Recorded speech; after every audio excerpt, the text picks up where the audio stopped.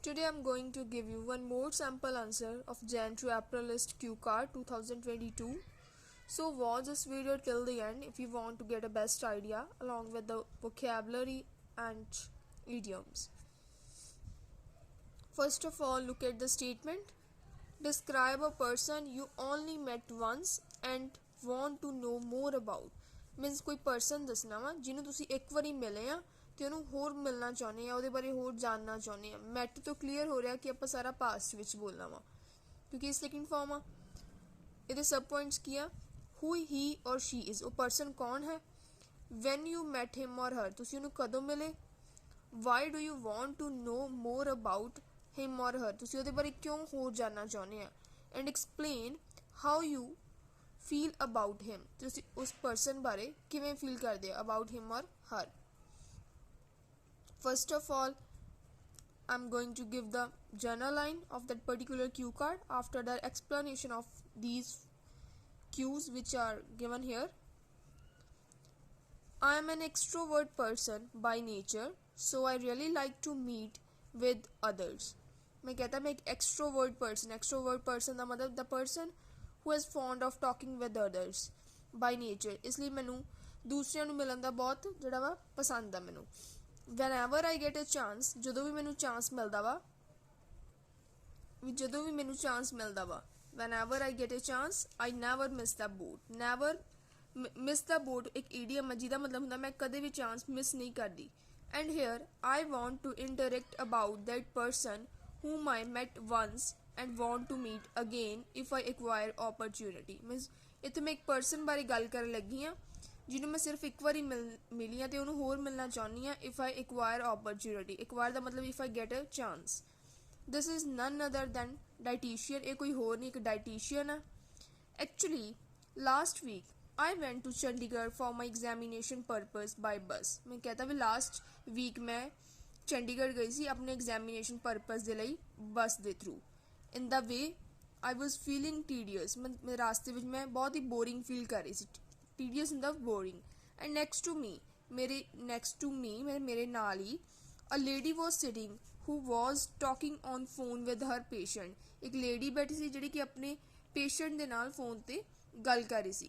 as soon as she completed her conversation with her patient, ਜਿਵੇਂ ਹੀ ਉਹਨੇ ਆਪਣੀ ਕਨਵਰਜ਼ੇਸ਼ਨ ਨੂੰ ਖਤਮ ਕੀਤਾ ਆਪਣੇ ਪੇਸ਼ੈਂਟ ਦੇ ਨਾਲ, I began to talk with her firstly on the daily happenings. ਸਭ ਤੋਂ ਪਹਿਲਾਂ ਮੈਂ ਉਹਦੇ ਨਾਲ ਗੱਲ ਕਰਨੀ ਸ਼ੁਰੂ ਕੀਤੀ daily happenings ਦੇ। daily happenings ਜੋ ਰੈਗੂਲਰ ਇੰਟਰੈਕਸ਼ਨ ਹੁੰਦੀ ਉਹਨਾਂ ਬਾਰੇ ਗੱਲਾਂ ਕੀਤੀਆਂ, ਜੋ ਵੀ ਆਪਣੀਆਂ ਡੇਲੀ 'ਚ ਹੈਪਨਿੰਗਸ ਹੁੰਦੀਆਂ ਉਹਦੇ ਬਾਰੇ। ਆਫਟਰ ਫਿਊ ਮਿੰਟਸ, ਕੁਝ ਮਿੰਟਾਂ ਬਾਅਦ, I started to ask about physical health. ਮੈਨੂੰ ਫਿਜ਼ੀਕਲ ਹੈਲਥ ਬਾਰੇ ਪੁੱਛਣਾ ਸ਼ੁਰੂ ਕਰਤਾ। ਕਿਉਂ ਕਰਤਾ? ਕਿਉਂਕਿ ਇੱਕ ਡਾਇਟੀਸ਼ੀਅਨ ਸੀ। Because I am fond of obtaining knowledge, ਕਿਉਂਕਿ ਮੈਨੂੰ ਸ਼ੌਂਕ ਆ ਨੌਲੇਜ ਨੂੰ ਕਲੈਕਟ ਕਰਨ ਦਾ ਰਿਲੇਟਡ ਟੂ ਡਿਫਰੈਂਟ ਥਿੰਗ, ਅਲੱਗ-ਅਲੱਗ ਚੀਜ਼ਾਂ ਦੇ ਬਾਰੇ। ਸ਼ੀ ਡਿਸਕ੍ਰਾਈਬਡ ਆਲਮੋਸਟ ਐਵਰੀਥਿੰਗ, ਉਹਨੇ ਮੈਨੂੰ ਹਰ ਚੀਜ਼ ਆਲਮੋਸਟ ਜਿਹੜੀ ਡਿਸਕ੍ਰਾਈਬ ਕੀਤੀ। Why people have to confront physical disorders, ਕਿਉਂ ਆ ਜਿਹੜੇ ਲੋਕਾਂ ਨੂੰ ਫਿਜ਼ੀਕਲ ਡਿਸਆਰਡਰਸ ਦਾ ਮਤਲਬ ਫਿਜ਼ੀਕਲ ਡਿਸੀਜ਼ ਨੂੰ ਫੇਸ ਕਰਨਾ ਪੈਂਦਾ। ਕਨਫਰੰਟ ਹੁੰਦਾ face. First of all, they not only prefer sedentary lifestyle but also have become couch potato.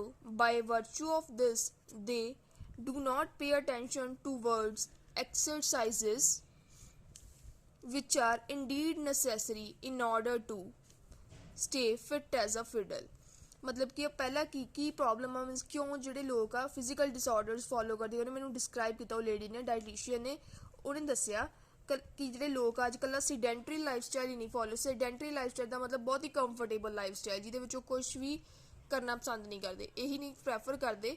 But also couch potato ਵੀ ਬਣ ਚੁੱਕੇ। ਕਾਊਚ ਪੋਟੈਟੋ ਦਾ ਮਤਲਬ ਬਹੁਤ ਹੀ ਜ਼ਿਆਦਾ ਮਤਲਬ ਕਹਿ ਸਕਦੇ ਤੁਸੀਂ ਲਥਾਰਜਿਕ ਬਣ ਚੁੱਕੇ ਆ, ਜਿਹਦੇ ਕਰਕੇ ਬਾਈ ਵਰਚੂ ਆਫ ਦਿਸ ਦਾ ਮਤਲਬ ਹੁੰਦਾ ਬਿਕੋਜ਼ ਆਫ।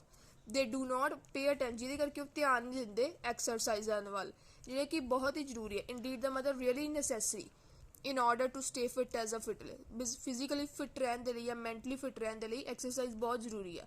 ਸੈਕੰਡਲੀ ਉਹਨੇ ਮੈਨੂੰ ਕੀ ਦੱਸਿਆ, ਜੰਕ ਫੂਡ, ਜਿਹੜਾ ਜੰਕ ਫੂਡ ਆ ਮੀਨਸ ਫਾਸਟ ਫੂਡ ਆ, is also responsible to make individuals lethargic to considerable extent.